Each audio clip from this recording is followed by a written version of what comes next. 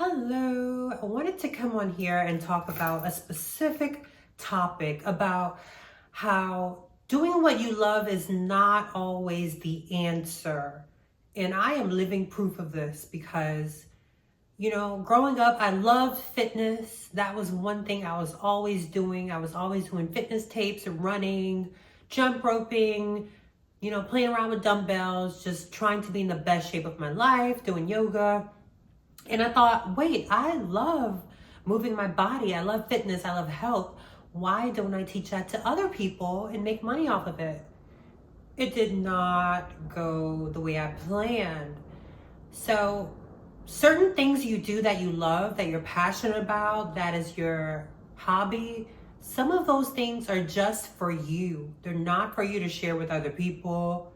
They're not for you to make money off of because it just doesn't work. It doesn't work. I tried to make that my profession, and I was quickly met with the realization that, wait, I don't like doing this for other people. This isn't as fun as when I was just doing it for myself.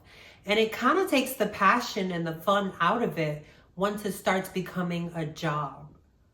So people say, if you do what you love, you'll never work a day in your life. That's not always true. And there's so many cliche sayings out there that are just BS. Don't get me started on that. There's some that are actually true, but I was kind of shocked that I thought, if I loved it, why wouldn't I like teaching it, and why would it be so different making money off of it? And this will save people a lot of time because it's really like simple-minded to think, and it's natural to think, making money doing what you love will be great. However, for me, I've realized that body movement, working out, doing yoga, being in the best shape of my life is very personable for me. It's a very spiritual activity for me, even. And I didn't even realize this. Like, I don't do this just to look good. I do this because I kind of do it because my life depends on it. My energy depends on it. Without it, I don't have a strong foundation on anything. And because body movement is so like deeply ingrained in my everyday regimen, I'm not doing it for validation. I'm not doing it to look good on the beach. I'm not doing it for superficial reasons. I'm not doing it to impress anybody else. Because it's such that close to me, like when I started to try to make money off of it or teach it to others, it didn't work. It wasn't the same. And I'm not saying I can't do it, because I can do it. It's just not something I would enjoy as much as having that personable hobby for myself. So some things that we love to do should be kept just for us. That's our gift. That's our downtime. It's not something like, oh, I gotta talk to this client and make money and work out with them and tell them how to work out. I'm so exhausted. Like, no, like this literally gives me life doing this. And turning it into something else would just complicate things, and it will kind of make my energy go the other way, down instead of up, when I was just doing it for the fun of it, the heck of it. So I also realized this with traveling.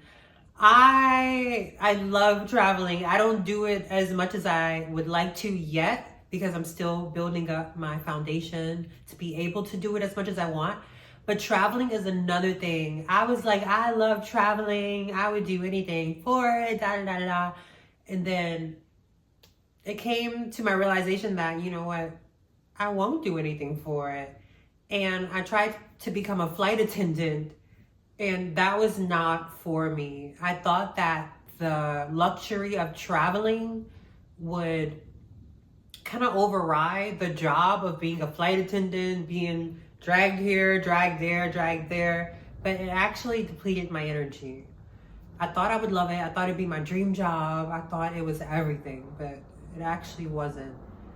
So I want to tell you guys this because I wasted a lot of time, going towards my hobbies and things that I love, thinking that it was the one-way ticket to how I was going to make money and live the rest of my life. And it did not turn out that way. It was quite the opposite. I realized it wasn't for me. So I just want, you know, you you girls, I just want to inform people to try to help them save some time on their level up journey. Like, really think about, you know, what you want to do.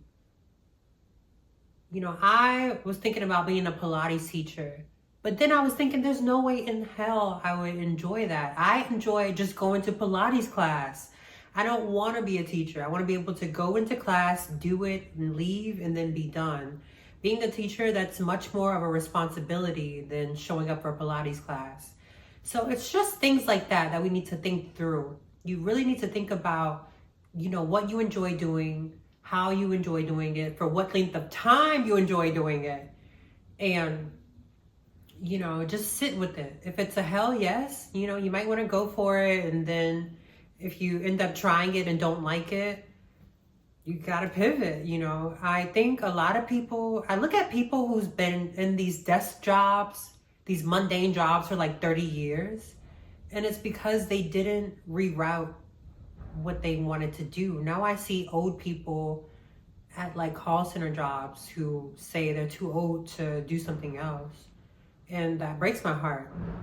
And it makes me think, oh my God, I wasted so much time trying to be a fitness person, trying to be a flight attendant. I didn't like that. I didn't like this. I didn't like that. It's like, what the heck am I going to do? Now I know myself. I know myself more than ever. And I'm able to have a clear focus on what I will go towards and what I won't. So I just hope this message can save a lot of people time on their level up journey, becoming the best version of themselves, to really sit with yourself and realize, you know, long term, what you would like to do and what's not going to work. So just something to think about. Hope you enjoyed the video. Bye.